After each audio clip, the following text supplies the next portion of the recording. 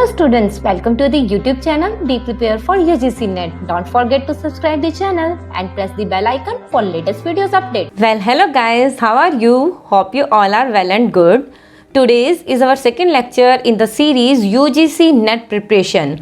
आज हमारा जो सेकेंड लेक्चर वो हम कवर करने जा रहे हैं यूनिट टीचिंग एप्टीट्यूड से, और आज टॉपिक हमारा रहने वाला है वो रहेगा कंसेप्ट ऑफ टीचिंग. तो हम अराउंड द टीचिंग सारे पॉइंट्स यहाँ पर कवर करेंगे. First of all, what is teaching aptitude, then nature of the teaching, then models of teaching and levels of teaching.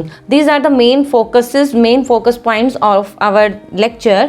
Hope so आपको पहले वाला जो लेक्चर है वो पसंद आया होगा. फर्स्ट लेक्चर मैं पहले कवर कर चुकी हूँ. अगर वो लेक्चर पसंद आया हो और ये लेक्चर भी पसंद आए तो वीडियोस को लाइक ज़रूर कीजिएगा और कमेंट बॉक्स में कमेंट करके भी बताइएगा ज़रूर आपको कैसा लगा लेक्चर. तो चलिए शुरू करते हैं आज की ये क्लास. फर्स्ट ऑफ ऑल हम बात करने वाले हैं कंसेप्ट ऑफ टीचिंग के बारे में. That is what is teaching actual में है क्या.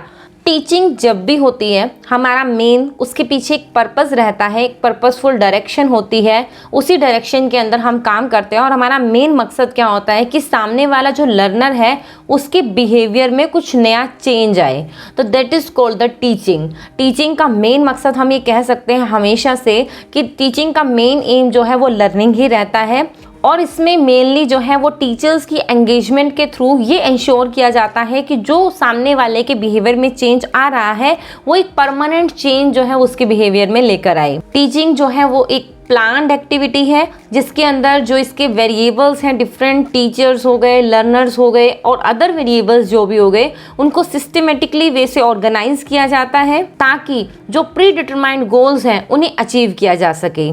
तो ये है हमारी टीचिंग. अब टीचिंग के बारे में तो क्लियर हो गया, तो टीचिंग एप्टीट्यूड क्या है. Teaching aptitude is simply a evaluation system through which, जो कि मान लीजिए पर्सन कोई टीचर बनना चाहता है तो उसे इवैल्यूएट किया जाता है कि क्या वो टीचर बनने के लिए कैपेबल है, क्या उसके अंदर कैपेसिटी है, क्या क्वालिटीज़ हैं उसके पास, क्या क्वालिफिकेशंस हैं उसके पास. तो ये सब कुछ चेकआउट किया जाता है थ्रू द टीचिंग एप्टीट्यूड. मतलब टीचिंग के लिए उनकी योग्यता का पता लगाना. That is called the teaching aptitude. आगे बढ़ने से पहले मैं आपको बता दूं कि जिस बुक के थ्रू ये जो क्लास आपकी चल रही है वो है आपकी NT UGC NET KVS Madan sir written book जो है पियर्सन पब्लिकेशन की जो ये बुक है वो मैं यूज़ कर रही हूँ. बहुत ही दी बेस्ट बुक है. इसके अंदर ऑल ओवर आपका सब का सब जो है वो मटेरियल मिल जाने वाला है यूजीसी नेट पेपर 1 के लिए.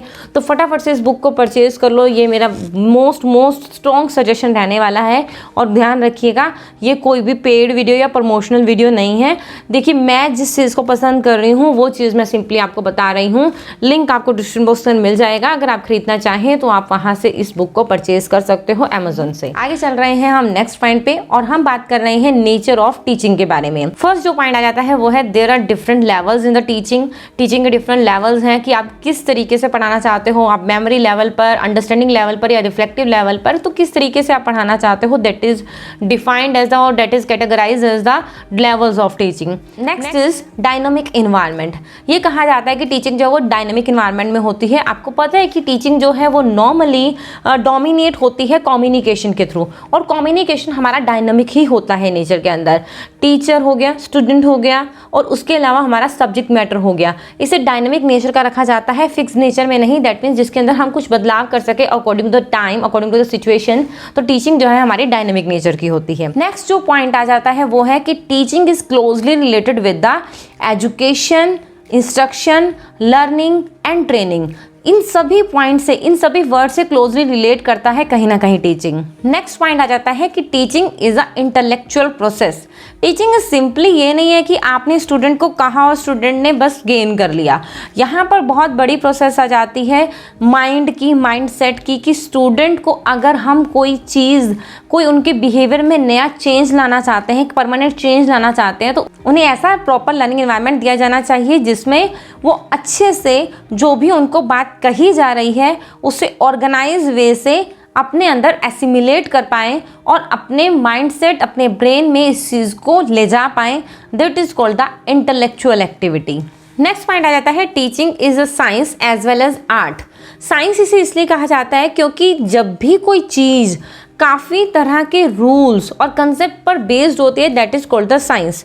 तो अगर हम टीचिंग की बात करें तो ये भी डिफरेंट जो बॉडीज़ हैं नॉलेज की, उनके ऊपर बेस्ड है, जैसे कि सोशल, साइकोलॉजिकल, पॉलिटिकल, इकोनॉमिकल और हिस्टोरिकल। तो बहुत सी ऐसी डिफरेंट बॉडीज़ हैं जिसके ऊपर ये टोटली डिपेंड करता है, टोटली उसके ऊपर बेस्ड जो है वो रूल्स, डिफरेंट टेक्निक्स जो है वो यूज़ की जाती हैं टीचिंग के अंदर। उसी के साथ हम बात कर रहे हैं कि टीचिंग अब आर्ट कैसे है। यू नो कि टीचिंग डायनामिक इन्वायरमेंट के अंदर रहकर होता है।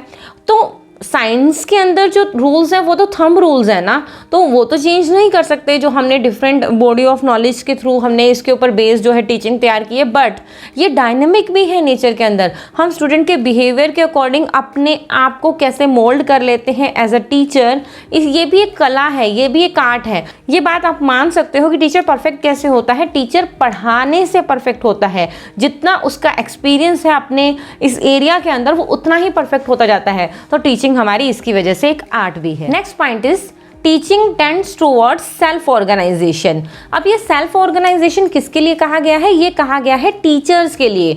यू नो, जब भी एक पर्सन टीचर बनता है तो वो ऐसा नहीं है कि उसकी लर्निंग वहाँ पर रुक जाती है, वो उस टीचिंग प्रोफेशन के दौरान बहुत सी नई चीज़ें सीखता है स्टूडेंट से, इन्वायरमेंट से, सिचुएशन से, अकॉर्डिंग टू द टाइम वो बहुत सी नई नई चीज़ें सीखता रहता है। तो दैट मीन्स कि टीचिंग जो है वो सेल्फ ऑर्गेनाइजेशन की तरफ भी हमें लेकर जाती है। टीचर भी अपने आप को पहले से ज़्यादा डेवलप करता है in this teaching profession. Next is teaching is a social service. अब ये सोशल सर्विस कैसे है? क्योंकि टीचिंग जो है वो सोसाइटी में रहकर होती है, और अगर ये बात मानी जाती है कि अगर टीचिंग है तो सोसाइटी जो है वो डेवलप कर सकती है। सोसाइटी क्या, नेशन तक भी डेवलप कर सकता है। तो सोसाइटी बेस्ड ये हमारी सोशल एक्टिविटी है teaching. Next is teaching include lengthy process of studying and training. तो अगर कोई भी पर्सन टीचर बनना चाहता है तो उसको एक लेंथी प्रोसेस कवर करना है। पहले उसको अंडर ग्रेजुएशन यूजी करना है, पोस्ट ग्रेजुएशन करना है, देन डिफरेंट उसको कोर्सेज में जाना पड़ेगा। तो ये सब कुछ जो वो टीचिंग के अंडर आ जाता है। तो टीचिंग एक लेंथी प्रोसेस है स्टडिंग की और साथ ही साथ ट्रेनिंग की। इसके लिए प्रॉपर ट्रेनिंग भी दी जाती है कि एक पर्सन जो है वो एक सक्सेसफुल टीचर बन सके। Next point is teaching has a high degree of autonomy.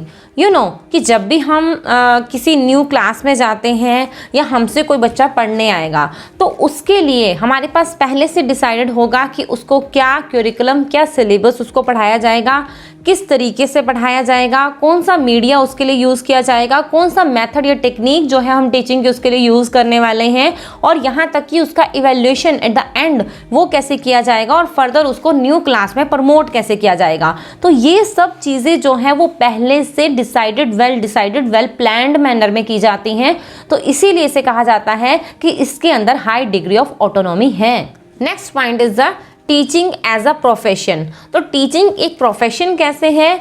You know कि टीचिंग करने के लिए ऐसा नहीं है कि कोई भी पर्सन जो है वो टीचिंग कर पाएगा। उसको प्रॉपर क्वालिफिकेशन की ज़रूरत है, प्रॉपर ट्रेनिंग की ज़रूरत है, बीएड, एमएड, ये सब डिग्रीज़ की ज़रूरत है, तब जाकर वो एक टीचर बनता है। तो यू नो कि प्रोफेशन के अंदर भी ऐसा ही होता है कि हमें एक प्रॉपर डिग्री लेना होता है। उस डिग्री को लेने के बाद ही हम जो है वो प्रॉपरली उस लाइन का प्रोफेशनल जो है वो कहलाते हैं। So that teaching is also a profession. तो ये था nature of teaching. Next point जो हम कवर करने वाले हैं इसके अंदर वो रहेगा models of teaching. Models of teaching में मेनली 2 यहाँ पर मॉडल्स आ जाते हैं, जो कि है पेडागोजी एंड एंड्रोगोजी। लेकिन यहाँ पर एक नया पॉइंट जो मुझे एंटी यूजीसी नेट की इस बुक में, क्योंकि अपडेटेड बुक है, बहुत से नए नए पॉइंट्स इसके अंदर आते रहते हैं अकॉर्डिंग टू द एग्ज़ाम, तो मुझे बहुत ही अच्छी लगती है। इसी वजह से एक नया पॉइंट जो है, जो मैंने भी पहले कभी नहीं पढ़ा था, यूरोलॉजी दिया गया है, जो हम इस वीडियो के अंदर करने वाले हैं कवर। तो सबसे पहले हम बात करते हैं पेडागोजी के बारे में। पेडागोजी एक कन्वेंशनल अप्रोच है जिसके अंदर टीचिंग को साइंस एंड आर्ट दोनों समझा जाता है, और टीचर को यहाँ पर प्राइमरी रोल, प्राइमरी बेस या प्राइमरी फोकस पे रखा जाता है, मेन फोकस पे रखा जाता है यहाँ पर। इसके लिए फ्रेडरिच हर्बर्ट बताते हैं अपनी बुक यूनिवर्सल पेडागोजी के अंदर टोटल 5 स्टेप्स दिए गए हैं उसके अंदर टीचिंग के लिए। सबसे पहला स्टेप आ जाता है प्रिपरेशन। प्रिपरेशन मीन्स तैयारी करना कि हमें स्टूडेंट को क्या बताना है। Then second is the presentation, कि जो हमने यहाँ पर डिसाइड कर लिया है कि स्टूडेंट को ये बताया जाएगा, फिर उसे उसके हिसाब से प्रेजेंट करना। Third one is the association. अब एसोसिएशन क्या है, स्टूडेंट को पहले क्या आता है, स्टूडेंट को अब क्या बताया गया है, उन दोनों को बीच में जोड़ बना के दिखाना कि जो आपको पहले बताया गया है वो इसकी वजह से बताया गया है, समझिए इस बात को। तो उन दोनों के बीच में एक मेल बताना, उन दोनों के बीच में एक कॉन्टेक्ट सेट करना ताकि स्टूडेंट जो वो अच्छे से समझ पाए, that is called the association. Next one is the generalisation. That means student ने उसे रिसीव किया, उसे गेन किया, नॉलेज ले ली है, but this is the an advance level to it. यहाँ पर हम बात कर रहे हैं कि स्टूडेंट उसे एसिमिलेट करे, उससे जो है वो आइडियाज जनरेट करे जो उसके खुद के निकाले हुए हों, that is called the generalisation. और last one is the application, कि स्टूडेंट को हमने जो भी बताया है वो उसे डेली लाइफ में लेकर आए, उसे अप्लाई करे, उसके ऊपर अमल करे। This is the pedagogy. Next is the andragogy. Andragogy जिसे हम अडल्ट लर्निंग भी कहते हैं, ये एक सेल्फ डायरेक्टेड प्रोसेस है for the students. That means student यहाँ पर मेन फोकस पे रहता है, लर्नर जो है वो मेन फोकस पे रहता है, लर्नर खुद जो है वो नॉलेज गेन करने की कोशिश करता है। यहाँ पर हमने सिंपली नॉलेज देनी नहीं है, वो नॉलेज को खुद रिसीव करे, खुद इंटरप्रेट करे, उसे समझे, that comes under the andragogy. तो यहाँ पर टीचर का काम है, टीचर जो है वो स्टूडेंट को सिंपली फैसिलिटेट करता है, हेल्प करता है आइडियाज़ को जनरेट करने में, नई न्यू नॉलेज को गेन करने में। इस मेथड के थ्रू, इस मॉडल के थ्रू स्टूडेंट जो है वो न्यू स्किल्स डेवलप कर पाते हैं, और साथ ही साथ इसका एक मेन हिस्सा सेल्फ इवेल्युएशन भी है कि स्टूडेंट जो है वो अपने आप को इवेल्युएट भी कर पाता है इसके अंदर। Next one is the urology. Urology is most advance level in this series, जहाँ पर हम बात करते हैं तो पेडागोजी के अंदर यहाँ पर सिंपल टीचर ही मेन फोकस में था, एंड्रागोजी के अंदर भी हमने बात की कि स्टूडेंट जो है वो मेन फोकस में है, लेकिन यूरोलॉजी के अंदर यहाँ पर मेन फोकस स्टूडेंट को ही रखा जाता है और उसे डे टू डे लाइफ के अंदर आने वाली कॉम्प्लेक्सिटीज़ के बारे में समझाया जाता है, उसे और ज़्यादा एडवांस लेवल पर यहाँ पर निखारा जाता है स्टूडेंट को ही। तो हम ये कह सकते हैं pedagogy is normally the engagement, कि स्टूडेंट टीचर जो पढ़ा रहा है उसके अंदर स्टूडेंट एंगेज करेगा। Andragogy is simply cultivation, and third one is the urology is the realisation, कि रियलाइज करेगा स्टूडेंट कि उसके साथ क्या, उसको क्यों सिखाया जा रहा है, किस वजह से सिखाया जा रहा है। अब हम यहाँ पर कुछ कंपैरिजन के पॉइंट्स कर रहे हैं पेडागोजी और एंड्रागोजी के अंदर। तो पेडागोजी के अंदर हमने पढ़ा कि वो टीचर सेंटर्ड है, एंड्रागोजी जो है वो लर्नर सेंटर्ड है। देन पेडागोजी जो है वो फिक्स डिज़ाइन है, उसके अंदर फिक्स डिज़ाइन के अंदर रहकर काम करना पड़ता है, और एंड्रागोजी जो है वो dynamic environment, that means flexible designs के अंदर काम करता है। देन पेडागोजी की बात करें तो वो टीचर्स इंस्ट्रक्शन पर वर्क करता है, और एंड्रागोजी के अंदर ये नॉर्मली लर्नर ऑटोनॉमी है, लर्नर्स के हाथ में सब कुछ दिया जाता है इसके अंदर। Next teacher guides and monitor. यहाँ पर पेडागोजी के अंदर जो उसका काम है टीचर का वो है गाइड करना और मॉनिटर करना स्टूडेंट को, लेकिन एंड्रागोजी में उनका काम है सिंपली फैसिलिटेट करना, सपोर्ट करना और एनकरेज करना डिफरेंट आगे वर्क के लिए, आगे नॉलेज गेन करने के लिए। Next pedagogy is the passive reception. यहाँ पर लर्नर जो है वो पैसिवली बस रिसीव करता है, सुनता है, और एंड्रागोजी के अंदर बात की जाए तो एक्टिवली पार्टिसिपेट करता है स्टूडेंट इसके अंदर। नेक्स्ट पेडागोजी के अंदर नॉलेज दी जाती है और एंड्रागोजी में नॉलेज क्रिएट की जाती है। यहाँ पर नॉलेज दी जाती है और यहाँ पर स्टूडेंट खुद से खुद नॉलेज जो है वो क्रिएट करता है। देन डिसिप्लिनरी फोकस्ड, जो हमारी पेडागोजी है वो पूरा एक ही डिसिप्लिन पर फोकस्ड होता है, और एंड्रागोजी जो है वो मल्टी डिसिप्लिनरी होता है।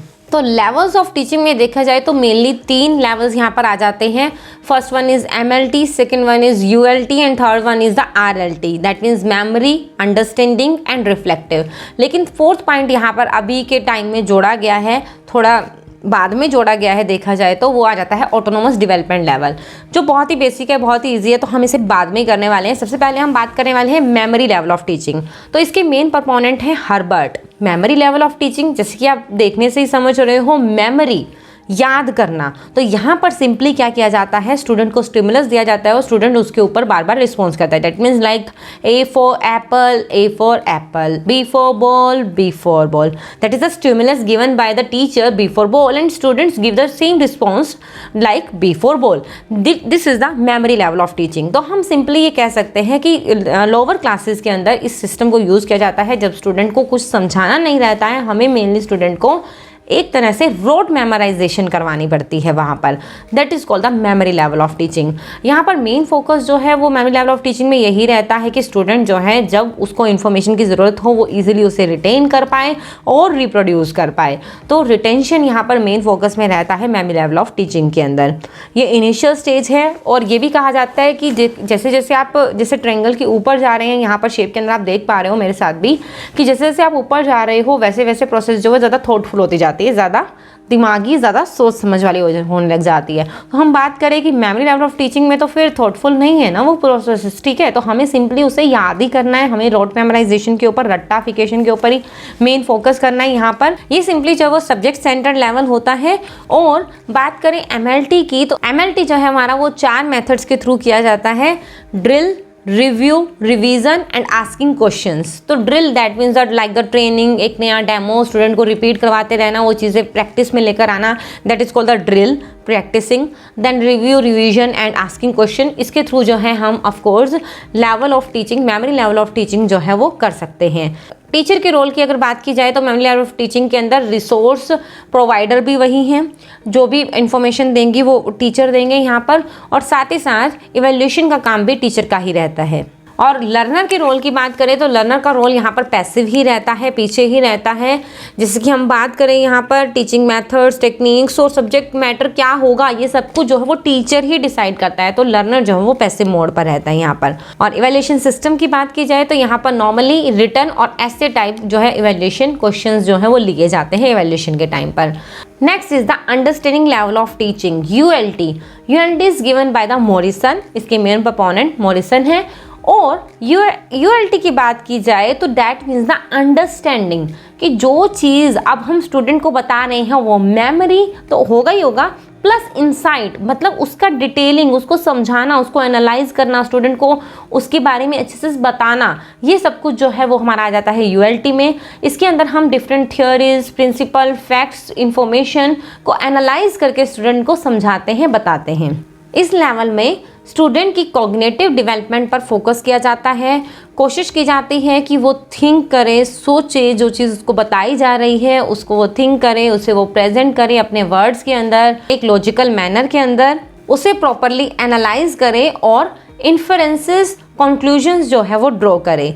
तो यहाँ पर मेन फोकस जो है वो इंटेलेक्चुअल एक्टिविटी हो जाती है यहाँ पर आकर हमारी टीचिंग। तो यहाँ पर हम जिन टीचिंग मेथड्स का यूज़ करते हैं वो है हमारा lecture, discussion method, inductive, deductive, different teaching method जो हैं वो यहाँ पर यूज़ किए जाते हैं। इवैल्यूएशन की बात की जाए तो यहाँ पर एसे टाइप और साथ ही साथ ऑब्जेक्टिव बेस्ड क्वेश्चंस भी यहाँ पर पूछे जाते हैं in the process of evaluation. Teachers और लर्नर्स का रोल क्या रहता है यहाँ पर, तो टीचर्स और लर्नर्स दोनों का रोल ही मोस्ट इंपॉर्टेंट रहता है इस प्रोसेस के अंदर। Next one is the reflective level of teaching. You know कि सोसाइटी जो है वो हमेशा से चाहती है कि जो चीज़ हमने पढ़ी है वो हम सोसाइटी की प्रॉब्लम्स को सॉल्व करने में उसे अप्लाई भी करें, अपनी नॉलेज को कहीं ना कहीं अप्लाई भी करें। तो ये लेवल जो है हमें हेल्प करता है अपनी रियल लाइफ प्रॉब्लम्स को सॉल्व करने में। तो रियल लाइफ प्रॉब्लम को सोल्यूशन जो है वो हमें reflective level of teaching, that is introspective level के अंदर जो है वो मिलता है, that is the second name given to it. Okay, तो अगर हम बात करें reflective level of teaching, highest level of teaching है। रिफ्लेक्टिव लेवल ऑफ टीचिंग तभी कोई गेन कर सकता है जब वो मेमोरी लेवल ऑफ टीचिंग और अंडरस्टैंडिंग लेवल ऑफ टीचिंग को गेन कर चुका हो। ये काफ़ी थॉटफुल और यूजफुल लेवल है। इसके थ्रू जो है वो स्टूडेंट को रियल लाइफ सिचुएशंस दी जाती है, उन्हें कहा जाता है आप रियल लाइफ सिचुएशन को ढूंढो, उसे सॉल्व करो, उसके ऊपर काम करो, उसके सॉल्यूशंस निकालो। साथ ही साथ ऑफ कोर्स उनको रियल लाइफ सिचुएशन के लिए, रियल लाइफ प्रॉब्लम्स के लिए रेडी भी किया जाता है। यहाँ पर जो टीचर, जो माहौल है टीचिंग का या क्लास का, हम माहौल की बात करें तो यहाँ पर जो इन्वायरमेंट है वो काफ़ी ओपन होता है, डेमोक्रेटिक होता है। स्टूडेंट के ऊपर कुछ भी थोपा नहीं जाता, कुछ भी एनफोर्स नहीं किया जाता। इसकी वजह से स्टूडेंट काफ़ी एक्टिव होता है और इनोवेटिव और इनोवेशंस और इन्वेंशंस वगैरह जो है वो कर पाता है इस लेवल ऑफ टीचिंग के अंदर। और ऐसे टाइप क्वेश्चन टेस्ट जो हैं वो इसके इवैल्यूएशन का मेन तरीका है। इवैल्यूएशन जो है वो ऐसे टाइप क्वेश्चंस के थ्रू यहाँ पर की जाती है। इसके अलावा यहाँ पर रिफ्लेक्टिव प्रैक्टिसेस से जुड़े दो मेन और कंसेप्ट आ जाते हैं, जो कि आते हैं cognition and metacognition. Cognition means कि लर्नर सिंपली डाटा को अटेन नहीं कर रहा है, यहाँ पर डाटा को वो जो इन्फॉर्मेशन उसे दी जा रही है उसे वो मेमोराइज कर रहा है, अटेंशन दे रहा है, प्रोड्यूसिंग कर रहा है, उसके थ्रू अंडरस्टैंडिंग कर रहा है। इसके अलावा रीजनिंग, प्रॉब्लम सॉल्विंग और डिसीजन मेकिंग प्रोसेसेस भी इसी के अंडर आ जाती हैं। फिर हम बात करते हैं मेटाकॉग्निशन के बारे में। अब मेटाकॉग्निशन क्या है? मेटाकॉग्निशन मीन्स सिंपली सभी इंडिविजुअल्स के कॉग्निशन लेवल को पढ़ना, उन्हें समझना। तो हम ये कह सकते हैं it is basically a application part. ये सब टॉपिक्स जो है आज हमने कवर किए हैं अपनी यूनिट टीचिंग एप्टीट्यूड से। आगे हमारे जो है लेक्चर्स इसी तरीके से चलते रहेंगे। अभी हम टीचिंग एप्टीट्यूड की यूनिट को कवर कर रहे हैं। अगर कुछ भी आपको सजेशन देना है, कुछ पूछना है, कुछ क्वेश्चनिंग है, कुछ भी आपको आपके मन में कोई भी डाउट है, तो उसके लिए आप कमेंट बॉक्स के अंदर कमेंट कर सकते हो। Most welcome for your comments. And video पसंद आई है, क्लास पसंद आई है तो इसे लाइक ज़रूर कीजिएगा, अपने फ्रेंड्स के साथ शेयर भी ज़रूर कीजिएगा उनके लिए भी, ताकि बेनिफिशियल हो सके। और साथ ही साथ चैनल को सब्सक्राइब करना बिल्कुल मत भूलना। Okay everyone, bye bye, take care, have a nice day.